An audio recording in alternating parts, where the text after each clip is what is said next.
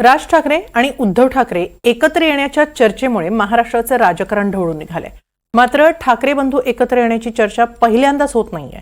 यापूर्वी देखील शिवसेना मनसे युतीसाठी प्रयत्न झाले, मात्र युतीच्या वाटाघाटीला कधीच यश मिळालं नाही.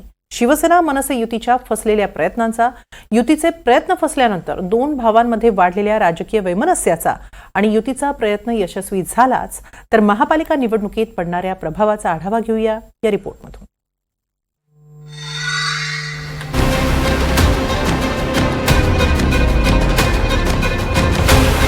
राज आणि उद्धव दोघे भाऊ एकत्र येण्याच्या फक्त चर्चेमुळे राजकारणात खळबळ उडाली. पण ठाकरे बंधू एकत्र येतील अशी चर्चा होण्याची ही काही पहिलीच वेळ नाहीये.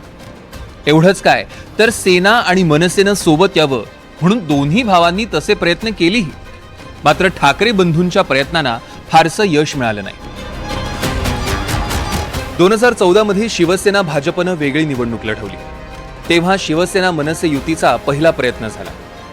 उद्धव आणि राज यांनी एकत्र येण्याबाबत चर्चा केली. विधानसभेच्या जागा वाटपाबाबत दोन्ही बाजूनं चर्चा सुरू झाली. मनसेकडून बाळा नांदगावकर आणि शिवसेनेकडनं अनिल देसाई चर्चा करणार होते. पण निवडणुकीचे अर्ज दाखल करण्याचा शेवटचा दिवस उजाडला तरीही युतीबाबत अंतिम निर्णय झाला नाही. 2017 मध्ये ठाकरे बंधूंना एकत्र आणण्याचा दुसरा प्रयत्न झाला. उद्धव ठाकरेंचे मेहुणे श्रीधर पाटणकर यांनी पुढाकार घेऊन मनसे सेना युतीचा प्रस्ताव ठेवला. महापालिका निवडणुकीच्या जागा वाटपासाठी बाळा नांदगावकर मातोश्रीवर गेले, पण यावेळी अनिल परब आणि बाळा नांदगावकर यांच्यासोबत चर्चा झाली. उद्धव ठाकरेंनी नांदगावकरांना भेट नाकारली आणि चर्चा फिसकटली. उद्धव साहेबांनी सन्मान्य राजसाहेबांशी संपर्क केला, दोघं बोलले आणि असं ठरलं की आपण एकत्र लढवूया. आमच्याकडनं सन्माननीय बाळा नांदगावकर साहेब चर्चा करणार होते आणि शिवसेनेकडनं अनिल देसाई चर्चा करतील असं ठरलं होतं.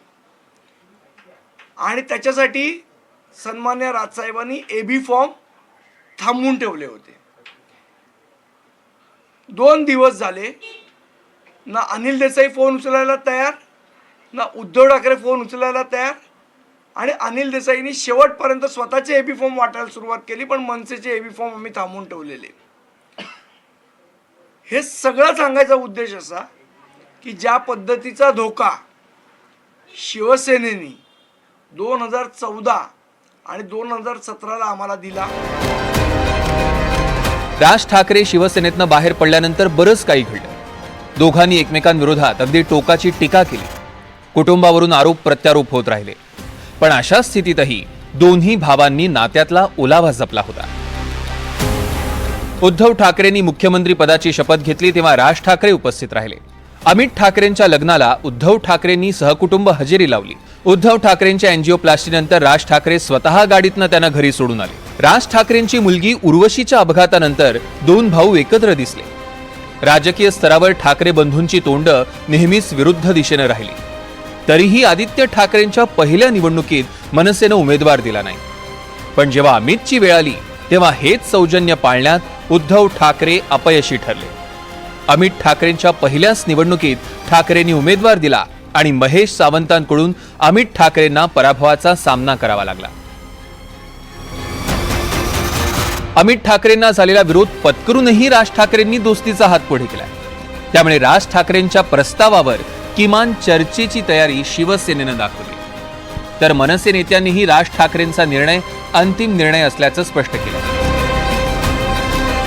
ही मुंबई हा महाराष्ट्र, या महाराष्ट्रात आणि मुंबईतला मराठी माणूस, त्याचा मराठी व्यवसाय, मराठी व्यवहार याच्यावरती जर कोणी घाव घालत असेल तर एकत्र यावंच लागेल. पण आम्ही वाट पाहू, यापेक्षा अधिक चांगलं घडण्याची वाट पाहू. जर राज ठाकरे यांच्याकडून एक चांगली भूमिका समोर आली असेल तर त्या भूमिकेला नाकारण्याचा करंटेपणा आमच्याकडून होणार नाही. आता हे दोन भाऊ एकत्र आल्यावर काय घडू शकतं हा कल्पनाविलासचा प्रश्न, एक निबंधाचा सुद्धा प्रश्न आहे. पण मला वाटतं ही प्राथमिक गोष्ट आहे आणि राजसाहेबांनी वेळोवेळी बोलून दाखवलेली आहे. समोरच्याने या गोष्टीचा विचार करायला पाहिजे की एखादा माणूस एवढ्या मोकळेपणाने या गोष्टीचा विचार करतोय, तर आपणही तेवढ्या मोकळेपणाने, खुल्या मनाने हा विचार केला पाहिजे. गेल्या काही वर्षात महाराष्ट्राच्या राजकारणात ठाकरे बंधूंचा प्रभाव ओसरताना दिसतोय. 2009 पासून 2024 पर्यंत झालेल्या विधानसभा निवडणुकांमध्ये शिवसेना आणि मनसेच्या आमदारांमध्ये कमालीची घट झाली आहे. 2009 मध्ये शिवसेनेचे 44 आमदार होते आणि मनसेनं पहिल्याच निवडणुकीत 13 आमदार निवडून आणले. 2014 मध्ये मोदी लाटेत शिवसेनेचे 63 आमदार जिंकले तर मनसे थेट एका आमदारावर आली. 2019 मध्ये शिवसेनेचे 56 आमदार विजयी झाले आणि मनसे पुन्हा एकदा एकाच आमदारावर होती. 2024ला शिवसेनेतील फुटीमुळे फक्त 20 आमदार जिंकले तर मनसेला साधा भोपळाही फोडता आला नाही. मनसेचा राजकीय प्रवास धडाक्यात सुरू झाला, मात्र मनसेला आपल्या कामगिरीत सातत्य राखता आलं नाही. मुंबई महापालिकेवर शिवसेनेचं एखादी वर्चस्व राहिलं, मात्र सध्याची परिस्थिती पाहता पालिकेवर झेंडा कायम ठेवणं शिवसेनेसाठी अवघड झालंय.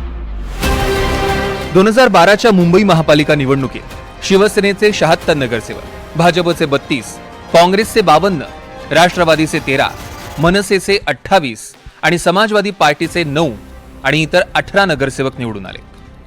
2017च्या निवडणुकीत शिवसेनेचे 84, भाजपचे 82, काँग्रेसचे 30, राष्ट्रवादीचे 9, मनसेचे 7, समाजवादी पार्टीचे 6 आणि इतर 3 नगरसेवक विजयी झाले. दोन्ही निवडणुकांमध्ये शिवसेनेनं सातत्य राखले तर मनसेची 28 नगरसेवकांवरून थेट 7 नगरसेवकांवर घसरगुंडी झाली. त्यातही शिवसेनेनं मनसेचे 6 नगरसेवक पळवून राज ठाकरे यांना दणका दिला. मात्र यंदाच्या निवडणुकीत ठाकरे बंधूंसमोर भाजपचं तगडं आव्हान असणार आहे. भाजपनं 32 नगरसेवकांचा आकडा थेट 82 वर पोहोचवला आणि हीच ठाकरे ब्रँडसाठी चिंतेची बाब ठरू शकते. त्यामुळे ठाकरे ब्रँड वाचवण्यासाठी यावेळी तरी सेना मनसे युती होणार का, हे पाहणं महत्त्वाचं ठरेल. Bureau report, NDTV Marathi, Mumbai.